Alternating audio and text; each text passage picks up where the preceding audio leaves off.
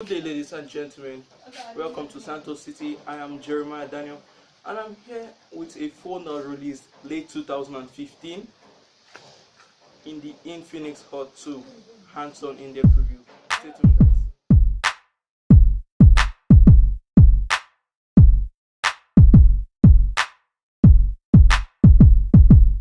2015 was a really big year for Infinix mobility. It started with the release of the Infinix Hot, which was released December of 2014. Then came along with the devices such as the Infinix Hot Note, the Infinix Hot Note 202, the 03, and the Hot 2. Now, this phone is said to be a replacement or an upgrade rather to the Infinix Hot. Man, what an upgrade that was! This phone, if you actually use the Infinix Hot, you realize that that phone was, I won't really say failure, but it was a phone that you really can't use, especially in the 2014, 2015. Let's talk about the 2016. The phone has a lot of lag, the phone camera was bad, and we'll get about that later, about what this phone is superior to the Infinix Hot. Let's get to the specifications of this device. Underneath that Dragon X Trail Glass, you have this beautiful and gorgeous 720 by 1280p HD screen with a calculated pixel density of 297 ppi. This phone is powered by a MediaTek MT6582 quad core clocked at 1.2 GHz, and it has a Mali 400 MP GPU, which were both carried from the Infinix Hot. Now this one has a slightly increased battery of 2200 mAh compared to the 2000 mAh of the Infinix Hot.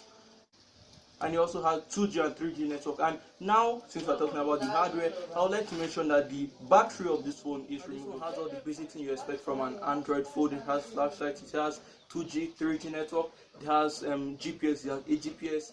And we haven't really talked about the biggest selling point of the Infinix Hot 2. That is the collaboration between Infinix and Google to bring about the Infinix Hot 2, which is an Android One device. It is stock Android powered by Android 5.0, Android 5.1 Lollipop. So soon to be upgraded to Marshmallow. I haven't really checked the device if Marshmallow is available now, but I'm going to check soon, but I'm not really sure if it's available yet. Now, if you have used Infinix phone or an Infinix phone within the past 2 years, you've noticed one thing you love about the Infinix, that is the frequent nature of their updates. Infinix gives you about at least an update every month, some 2, some 3, but they really give a lot of updates to their devices. Honorable mention to this phone is something you will really not hear anywhere else, is fast charge capability. This phone can get from 0 to 100 in about an hour depending on the charger you're using. I use my Infinix Hot Note to charge this phone. Within an hour it got from 0 to 100, but if you're going to use the stock charger, it's going to give you at least 2 hours or more from 0 to 100.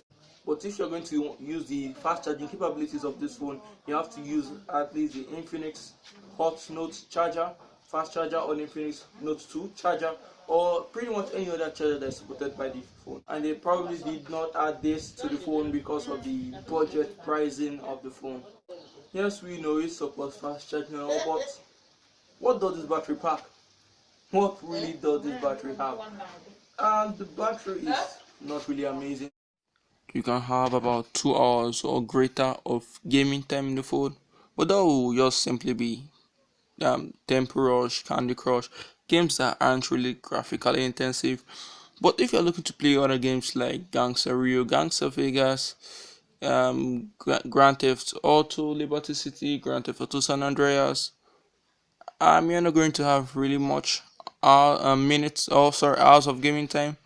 I personally played Gangster Vegas for an hour, 1 hour. My phone was 100% by the time that time reached. It got to about 10%. So not really gaming time. You're going to really need to have a power bank with this device.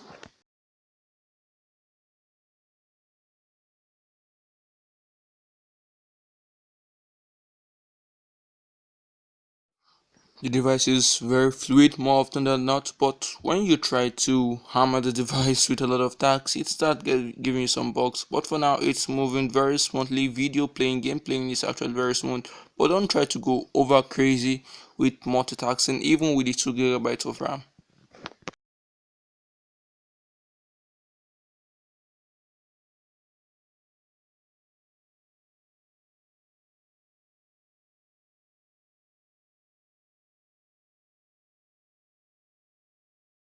Now the camera. This phone has a 8 megapixel rear camera with a flash, not very powerful, but this is a flash, and it has a 2 megapixel front camera without flash. It also has front LED, it has your usual proximity and ambient light sensor. Focus, come on, yeah, got it. The UI of the phone is basically very okay, sweet, very smooth, Google style, Google stock style. You know how they like their phone, very stable. Now the camera UI is very simplistic, the most simplistic design and UI I've ever seen in a camera.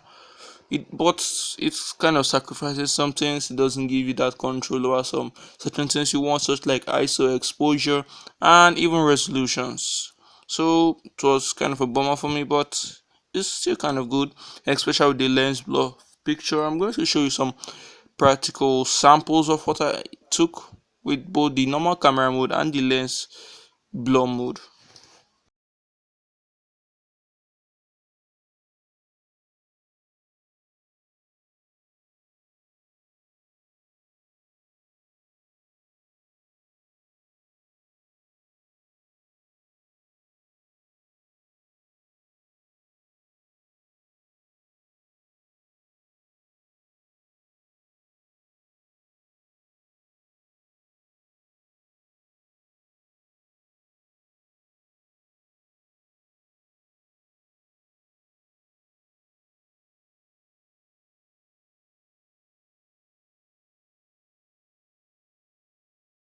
Now to conclude this video, great design. I mean, absolutely wonderful design. I love the design Infinix gave to this phone. It looks good. It looks very premium. Looks very premium. Looks like the Infinix Zero. It's available in red. It's available in gold. The one I have here, my review on it. It's available in white. It's available in green, in red, in blue. Now the big question: is this my daily driver? Well, no. I can't use this phone as my daily driver because if you know me, I use my phone quite a lot. And also, if you live anywhere around me, you notice that the electricity around the area is not quite great. It's not really good. And although it supports fast charging, but I need a battery that can last a little bit more. And I don't need to carry a brick side power bank everywhere I go. So I'm going to do something about at least 3000 milliamps. And also I use my phone for a lot of gaming. Yes, a lot of heavy gaming, Gangsta Vegas, as I already mentioned, Gangsta Rio, GTA Liberty City. This one is not the greatest gaming device. It's quite okay for the price. If this is your price range or budget range, certainly go for it. And there are a lot of cheap power banks around.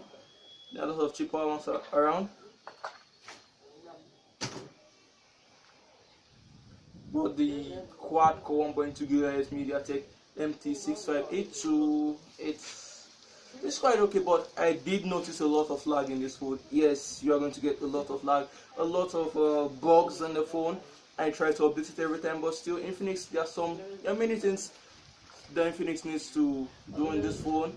If you go to the forum, you have a lot of complaints on this phone. Although Infinix are doing a good job of providing updates to kind of to battle these issues and bugs with the Infinix Hot 2, but hopefully Marshmallow is going to rectify all those issues. One of the things I see pretty much unreasonable for this device is that it's not compatible with a Google Android device. Is not compatible with Google Cardboard, probably because it doesn't have a gyroscope. Probably just to maintain the budget. So if Google Cardboard is your thing, this is not the right phone to go. I think the cheapest device I've seen that actually supports cardboard. There's some devices out there. The Infinix Zero 3 supports it because it has a gyroscope. The Techno Phantom Z supports it. Techno Phantom 5 supports it. So those are some homemade brands that supports Google Android, apart from the obvious Samsung and the rest. So if this is your type of phone and this is your price, this is your budget, there is no other thing around this price range that is this good, so definitely go for it. So thanks for watching this video. As always, click that like button, click that subscribe button, support the channel any way you can. Thank you very much. Till next time. I would like you guys to rate this video in the comments from a range of 1 to 10. I'd like to guys to give you this video rating so that I'll know where to improve. Thank you guys.